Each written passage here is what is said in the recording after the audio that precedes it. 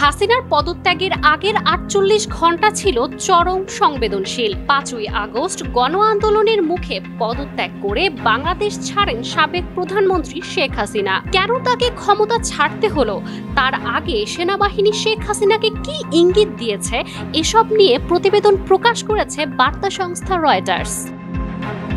দেশত্যাগের আগে একাধিক নেতা ও নিরাপত্তা বাহিনীর কর্মীদের সাথে বৈঠক করেন হাসিনা। বৈঠকে গণভবনে থাকা কোটি কোটি টাকার ভাগ বাটোয়ারা করা হয়। কিন্তু প্রশ্ন উঠেছে, কাদের মধ্যে বন্টন করা হলো এই কোটি কোটি টাকা, আর সেই সময় হাসিনার সাথে আর কারা উপস্থিত ছিলেন? হাসিনার ক্ষমতাচ্যুত হওয়ার আগের দিন রাতে অর্থাৎ ৪ আগস্ট গণভবনে কোটি কোটি টাকার লেনদেন হয়। কয়েকজন কর্মকর্তা ছিলেন এই টাকার দায়িত্বে। এই বৈঠকে শেখ হাসিনার সবচেয়ে ঘনিষ্ঠ ও বিশ্বস্ত ৫ জন নেতা ও কর্মকর্তা ছিল।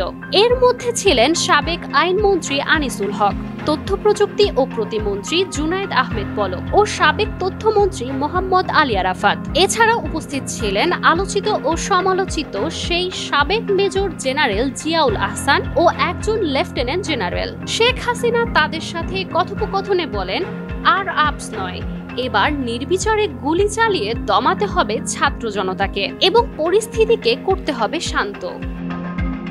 শেখ হাসিনার ওই বৈঠকে সর্বশেষ যোগদান করেন সাবেক আইজিপি চৌধুরী আব্দুল্লাহ আল মামুন। তখন তিনি জানান, পুলিশের পক্ষে আর সামাল দেওয়া সম্ভব হচ্ছে না, বুলেট কমতে শুরু করেছে এবং ছাত্র জনতার ভিড়ও দিন দিন বাড়ছে। গুলি করেও থামিয়ে বা দমিয়ে রাখা যাচ্ছে না।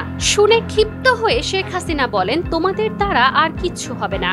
গণমাধ্যমের সূত্রে জানা যায়, সেনাপ্রধান ওয়াকারুজ্জামান আগেই জানিয়ে দিয়েছিলেন তাদের পক্ষে সম্মুখে গুলি চালানো সম্ভব নয় এবং শেখ হাসিনা যে মার্শাল ল জারি করতে বলেছেন, সেই মার্শাল ল দিয়েও পরিস্থিতি স্বাভাবিক করা সম্ভব নয়। বিশ্ব রাজনীতিও মার্শাল লয়ের বিপক্ষে। এরপরেই পতন হয় শেখ হাসিনার। অন্যদিকে একাধিক সূত্র বলছে, আন্দোলনকে বিপদগামী করতে টাকা ছড়ানোর সিদ্ধান্ত হয় ওই বৈঠকে। পরবর্তীতে গণভবনে থাকা টাকা হস্তান্তর করা হয় নির্দিষ্ট ব্যক্তিদের কাছে, কিন্তু কাকে কত টাকা দেওয়া হয়েছে তা এখনো নিশ্চিত জানা যায়নি। তবে টাকা দিয়েও আন্দোলন থামিয়ে রাখা সম্ভব হয়নি। টাকা দিয়েও আন্দোলন থামানোর একটি শেষ প্রচেষ্টায়ও ব্যর্থ হয় স্বৈরাচারী সরকার শেখ হাসিনা। Manjum Afroz Nilima, news now 24।